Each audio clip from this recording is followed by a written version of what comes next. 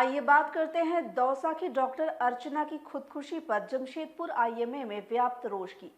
IMA की जमशेदपुर शाखा ने राजस्थान के दौसा की स्त्री रोग विशेषज्ञ डॉक्टर अर्चना शर्मा की दुर्भाग्यपूर्ण आत्महत्या पर रोष जताया है। आईएमए ने डॉक्टर अर्चना शर्मा की मौत के लिए दोषी लोगों के विरुद्ध कार्रवाई के साथ ही राष्ट्रीय स्तर पर मेडिकल प्रोटेक्शन एक्ट बनाने की मांग भी की है। आईएमए की जमशेदपुर शाखा ने गुरुवार को प्रेस कॉन्फ्रेंस कर राजस्थान के दौसा की स्त्री रोग विशेषज्ञ डॉक्टर अर्चना शर्मा की हुई दुर्भाग्यपूर्ण मौत पर रोष जताया। आईएमए अध्यक्ष डॉक्टर जीसी माझी एवं सचिव डॉक्टर सौरभ चौधरी व अन्य पदाधिकारियों ने बताया कि दौसा स्थित डॉक्टर अर्चना शर्मा के अस्पताल में एक महिला के प्रसव के बाद एक्सेसिव ब्लीडिंग के कारण उसकी मृत्यु हो गई। डॉक्टर अर्चना व उनके पति काफी प्रयास के बाद भी उसे बचा नहीं सके, लेकिन इसके बाद स्थानीय नेताओं व अन्य लोगों ने इसे लेकर बखेड़ा खड़ा कराकर उनके विरुद्ध आईपीसी की धारा 302 के तहत हत्या का मामला दर्ज करा दिया, जिससे आहत डॉक्टर अर्चना ने फांसी लगाकर आत्महत्या कर ली।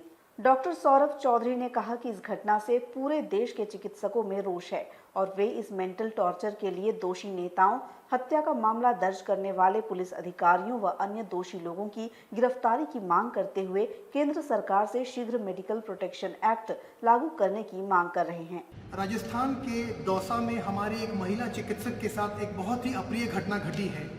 डॉक्टर अर्चना शर्मा जो एक क्वालिफाइड गायनेकोलॉजिस्ट थी, रांची रिम्स से उन्होंने एमबीबीएस एमडी किया था और राजस्थान के दौसा में प्रैक्टिस कर रही थी। उनके अस्पताल में एक प्रसूता डिलीवरी के लिए आती है। डिलीवरी सक्सेसफुली कंडक्ट हो जाता है, लेकिन 2 घंटे के बाद प्रसूता को ब्लीडिंग चालू हो जाती है। ये एक मेडिकल कंडीशन होती है, एक मेडिकल कॉम्प्लिकेशन है रादर, जिसको हम बोलते हैं पीपीएच, पोस्टपार्टम हेमरेज। इसमें मरीज प्रसूता को बहुत जोर से ब्लीडिंग चालू हो जाती है डिलीवरी के बाद। डॉक्टर कपल ने, उनके हस्बैंड भी डॉक्टर हैं, डॉक्टर दंपत्ति ने उस मरीज को बचाने का पूरा प्रयास किया, 2 बोतल ब्लड भी चढ़ाया और जो भी संभव था वो किया, लेकिन अन्यथा मरीज को बचाया नहीं जा सका। मरीज की मृत्यु होते ही वहाँ के जो लोकल नेता थे, उन्होंने वो एक गिद्ध की तरह लाश पे राजनीति करने के लिए आ गए। 200 लोग की भीड़ इकट्ठा कर ली, खूब हंगामा करने लगे, प्रदर्शन करने लगे। डॉक्टर्स को बहुत मेंटली टॉर्चर किया गया, उनको मेंटल हैरेसमेंट किया गया। पुलिस पे दबाव बना के सेक्शन 302 दायर करवा दिया गया, जो कि एक मर्डर का सेक्शन है। मतलब उस डॉक्टर मैडम को एक मर्डरर के रूप में, एक हत्यारे के रूप में पेश किया जाने लगा। अगले दिन सुबह अखबार में जब मैडम ने ये खबर पढ़ी, उन पे किस प्रकार का मानसिक दबाव होगा आप ये सोच सकते हैं। 2 छोटे बच्चे हैं उनके। एक्सेसिव मेंटल टॉर्चर और मेंटल हैरेसमेंट की वजह से मैडम ने सुसाइड कर लिया। मैं सही बोल रहा हूँ, मैडम ने सुसाइड कर लिया और ये अपने आप में एक बहुत बड़ी घटना घट गई है और इससे पूरे भारतवर्ष के डॉक्टरों में आक्रोश है, उनके खून में उबाल है।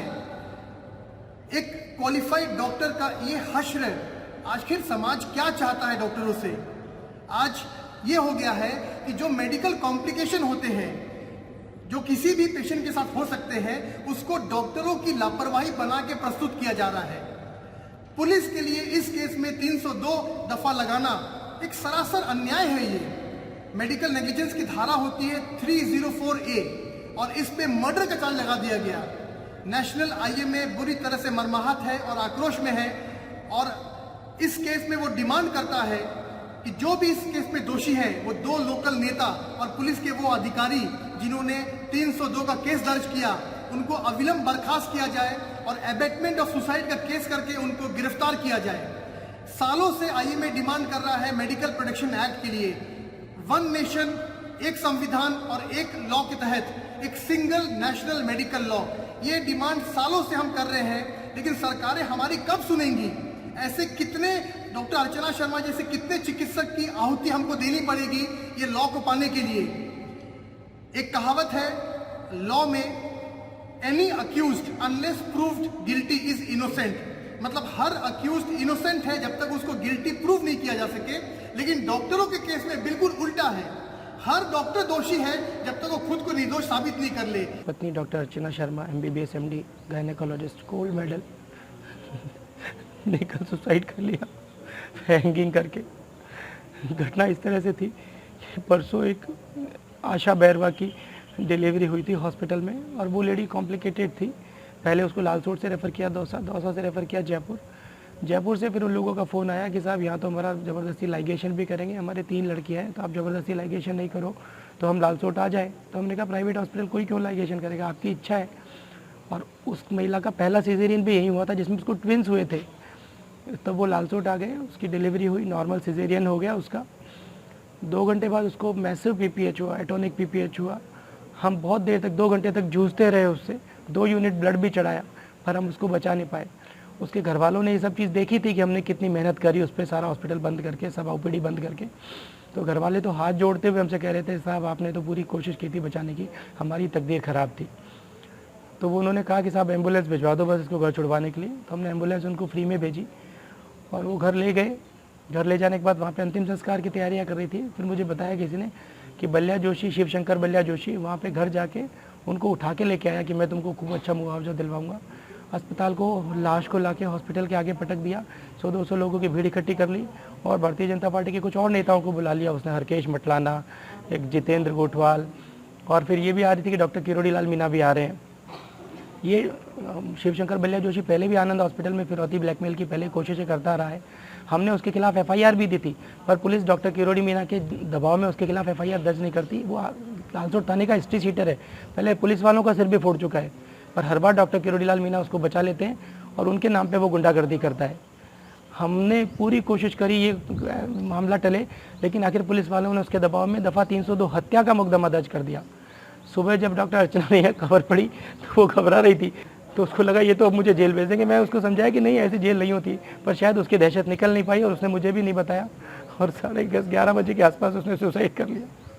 मेरी आप सबसे विनती है कि ये लाश अस्पतालों को आगे लाशों के रखने का ये जो सिस्टम है ये बंद होना चाहिए। डॉक्टर किरोड़ी लाल जी मैना जैसे नेताओं को इन गुंडों को संरक्षण देना बंद करना चाहिए और ऐसे जो छुटभई नेता हैं बलिया जोशी जैसे, इनको तुरंत गिरफ्तार किया जाना चाहिए जो अस्पतालों को ब्लैकमेल करते हैं। और ऐसे जो एसएचओ और डीएसपी हैं जो 302 का मामला दर्ज करते हैं, इनको बर्खास्त किया जाना चाहिए, तभी मेरी पत्नी को न्याय मिलेगा, नहीं तो ये न्याय अधूरा ही रहेगा। दिन भर की ताज़ा अपडेट के लिए बने रहे हमारे साथ फेसबुक और यूट्यूब पर, साथ ही हमारे चैनल को लाइक, सब्सक्राइब और शेयर करना ना भूलें।